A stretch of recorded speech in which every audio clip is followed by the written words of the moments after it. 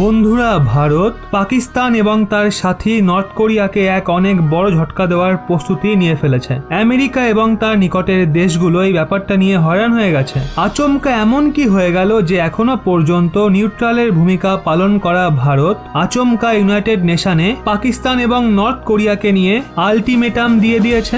এই খবরটা আমরা আপনাদের জানাচ্ছি, কিন্তু তার আগে পাকিস্তান রিলেটেড আরো একটা খবর আপনাদের বলে দিই। এই সদ্যই পাকিস্তানে একবার পুনরায় মিসাইল গিয়ে পড়েছে, যার জন্য পাকিস্তানে তুমুল চাঞ্চল্য ছড়িয়ে গেছে। খবরের মতে বলা হচ্ছে এই মিসাইলের জন্য পাকিস্তানের অনেক জওয়ানের মৃত্যু হয়েছে। এই মিসাইল ইরান নিক্ষেপ করেছে পাকিস্তানের ওপরে। এখনো পর্যন্ত পরিষ্কার হয়নি এই মিসাইল নিক্ষেপ করার পেছনে ইরানের কি চিন্তাভাবনা ছিল। ওদিকে আজ থেকে কিছুদিন আগে ভারতের একটা মিসাইলও নিজের রাস্তা হারিয়ে পাকিস্তানে গিয়ে পড়েছিল, কিন্তু তাতে পাকিস্তানে সেরকম কোনো লোকসান হয়নি। একদিকে যেখানে পাকিস্তানে রাজনীতি উথাল পাথাল করছে, ইমরান সরকার ক্ষমতা থেকে সরতে চলেছে, তো অন্যদিকে লাগাতার অন্যান্য দেশের মিসাইল পাকিস্তানে পড়া শুরু হয়ে গেছে।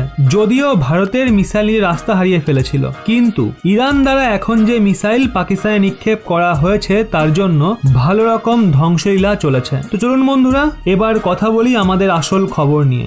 আসলে জাপানে নর্থ কোরিয়া একটা মিসাইল ফায়ার করে দিয়েছে। তো এমন কি হয়েছে যার জন্য ভারত এত রেগে রয়েছে? আর পাকিস্তান এবং নর্থ কোরিয়া দুজনকে নিয়ে একটা বড় বয়ান ইউএনএ জারি করেছে। আসলে বর্তমানে এই দুই দেশ লাগাতার মিসাইল টেস্ট করছে, আর সেই সঙ্গে এই দুই দেশ অন্য দেশগুলোকে হুমকি দিয়েছে যে তারা যে কোনো সময় নিউক্লিয়ার ওয়েপেন ব্যবহার করতে পারে। আপনাদের বলে দিই, এই সদ্যই নর্থ কোরিয়া একটা মিসাইল লঞ্চ করেছিল, যা নিয়ে ভারত তুমুল আলোচনা করে। খবরের মতে north Korea ballistic missile ICBM এর পরীক্ষা করেছে, সেটা সোজা জাপানের টেরিটোরিয়াল ওয়াটারে গিয়ে পড়ে। তারপর নর্থ কোরিয়া একটা অফিসিয়াল ভিডিও রিলিজ করে, যার কনসেপ্ট হলিউডের মুভির মতো ছিল, যেটায় কিম জং উন স্বয়ং মিসাইল টেস্টকে অবজার্ভ করছিল। ওদিকে আপনাদের বলে দিই, নর্থ কোরিয়ার লিটারেল ডকুমেন্ট এভিডেন্সের হিসাবে রোজ লাখ লাখ মানুষ মারা যাচ্ছে নর্থ কোরিয়াতে, যার পরেও নর্থ কোরিয়া নিজের ফৌজকে নিয়ে মিসাইল টেস্টে মত্ত রয়েছে। কিম জং উন একবারও ভাবেনি যে এর প্রভাব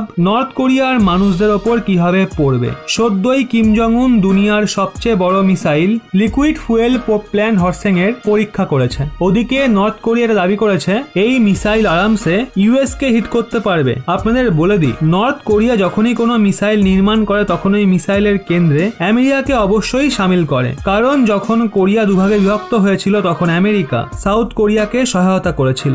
এর জন্য উত্তর কোরিয়া আমেরিকাকে নিজের শত্রু বলে মনে করে। নর্থ কোরিয়া দাবি করে হর্সেং 14 এর রেঞ্জ 10,000 কিলোমিটার ছিল, ওদিকে হর্সেং 15 এর রেঞ্জ 13,000 কিলোমিটার। কিন্তু এখন যে লেটেস্ট মিসাইল লঞ্চ করা হয়েছে সেটার রেঞ্জ 17,000 কিলোমিটার।